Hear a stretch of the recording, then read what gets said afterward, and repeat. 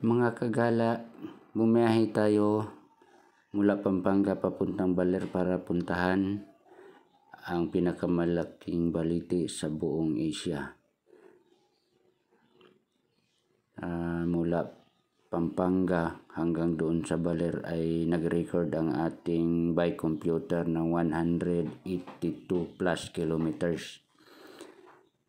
At dito nagpicture kami bago pumunta doon sa tutuluyan naming parang transient house, kasi kinabukasan na kami uuwi para masulit yung ride namin sa Baler.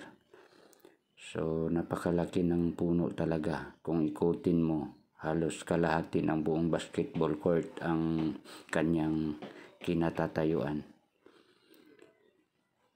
Sabi nila nasa 600 years na raw ito.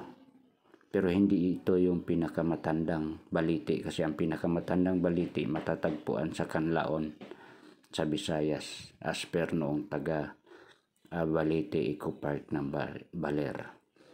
So kung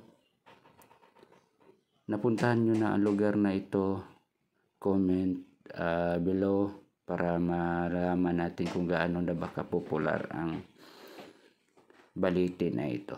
Thanks for watching.